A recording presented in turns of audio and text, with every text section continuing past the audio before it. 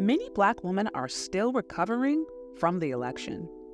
As they face the disappointment of Kamala Harris's loss, some feel totally rejected and betrayed by society. Sure, you have a few Black women who are content and at peace promoting Trump and celebrating the Trump effect. But to manage the sadness, we're seeing all kinds of behaviors from the ladies in an attempt to move forward. Some are going on strike, letting white America and other marginalized groups know their Black girl services are closed for good. In every aspect of society, people benefit off of Black women speaking up, making space, but we were always advocating and making sure everybody was taken care of. We are not doing that anymore. Others are gathering strength and preparing to march on. We're going to have to be marching in the front lines again if we ever want to see some kind of change. And yet, many more have decided to enter again into their soft girl era, focusing on themselves and their own mental well-being. These next 4 years is FM season. It's like, focus on me. It's all about me, myself, and I. Black women, if this election tells you anything, it's that it's time to put yourself first. But along with managing the disappointment they're grappling with, many are finding solace, peace, and gratitude in the amount of Black men who stood by their side.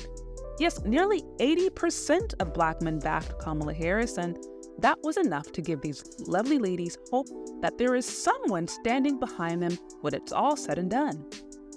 As we've discussed in my previous video, some have shown gestures of gratitude towards Black men for their support. But along with this gratitude are suggestions on how Black men and Black women can start to come together, combine resources, efforts, and build for a better future. It seems like the ladies are now ready to prioritize building the Black community and look towards a future where Black men and women are working side by side. But not so fast. Black men have something else to say. I mentioned in my previous video how Black men are skeptical of these apologies. I mean, just a few weeks back, they were being publicly mocked, ridiculed, and shamed by the Democrats without little pushback from Black women. In fact, many actually joined in on the criticism. And the very fact that women are making public announcements that they are now focusing on themselves in the Black community begs the question, well, what were you doing beforehand? If you weren't focusing on your community beforehand, who were you working with? And we all know the answer to that question. Black women aligned with white women and other minorities to support feminism, because feminism would ultimately give them freedom away from men and independence through governmental programs and other institutional benefits that gave women total agency. Unfortunately, this effort backfired when Black women found out white women chose their men and their community over female solidarity. When the pressure is on, white women choose self-preservation. This is exactly why so many Black ladies felt betrayed by white society and specifically white women. They thought the sisterhood they had formed was enough to dismantle the patriarchy, other misogynistic, racist, anti-Black, anti-woke politics. Yeah, not quite. They were let down. But as I mentioned before, when all else fails and Black women find no one else there for them, at least they have Black men. At least that's what the polls showed. Now, Black men have been saying for years that Black women chose feminism and allegiance with white society over the Black community.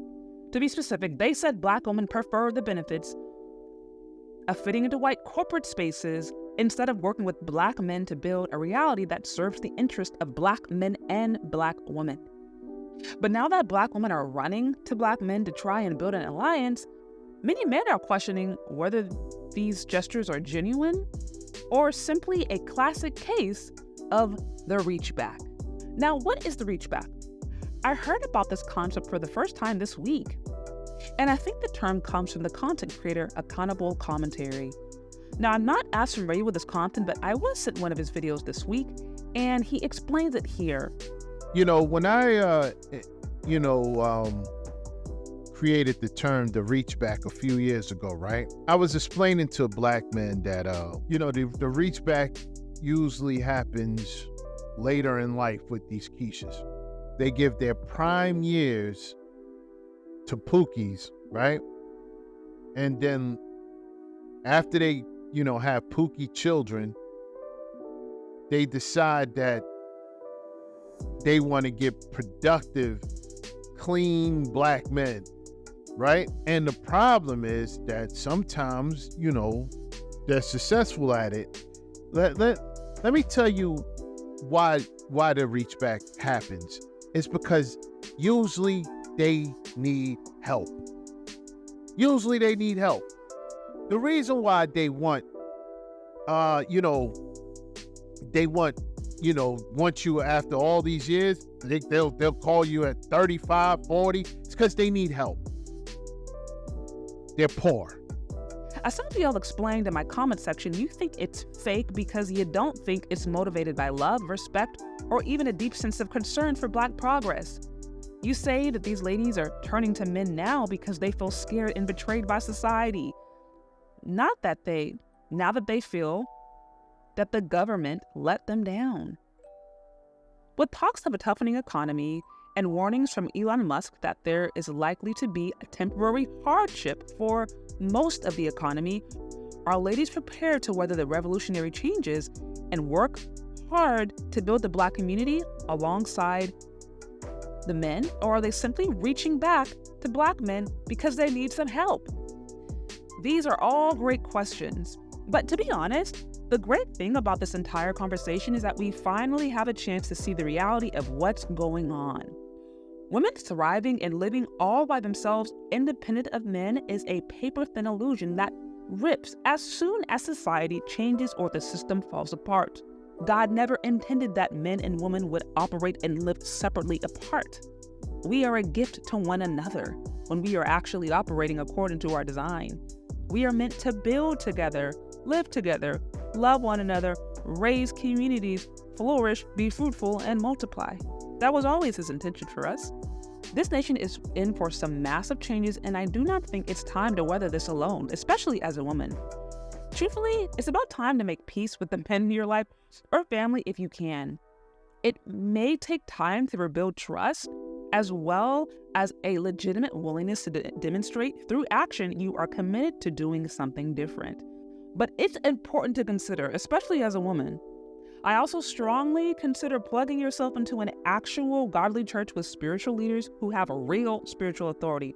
Not these fake pastors who lie to you on the pulpit, have trans lovers on the side, and cheat on their wife. No, actual pastors who have demonstrated spiritual authority by the way they live their life, the challenges they have overcome, their honesty, humility, and the way they have been able to lead their congregation into wholeness and prosperity. That is the kind of leadership you need when navigating a challenging season. I do not recommend ladies do this alone. I strongly recommend getting under a true spiritual covering, making peace with healthy men in your family, and rekindling your connection with the Most High. When the nation is under pressure, people revert back to their natural instincts. Men are made to war and can in general survive with minimal comforts. They know how to navigate in the wild, but women naturally seek for comfort and protection, and that's something men generally provide.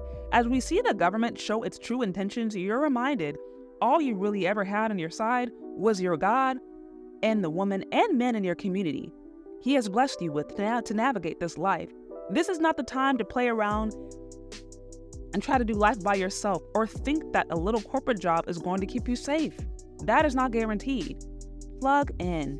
You're not going to be able to navigate what's booming alone. But with God's help you can. But that means resetting and acknowledging Him and His ways, not doing things the way you've used to up to this point, because we all see where that leads. But what do you think? Do you agree? Do you disagree? Let me know. Leave your questions, comments, concerns in the comment section below. Thank you so much for listening if you've gotten this far, and we'll talk later. Bye. I'm really excited to announce my new kids book, Aisha Learns to Love Her Hair. Aisha's hair is stunning, but she struggles to see its beauty. Through encouragement and wisdom from Grandma Lily, Aisha learns powerful lessons about self-acceptance. Aisha's journey is a heartwarming tale of family, culture, and confidence. Share her magical journey with your little loved one today. Available for purchase.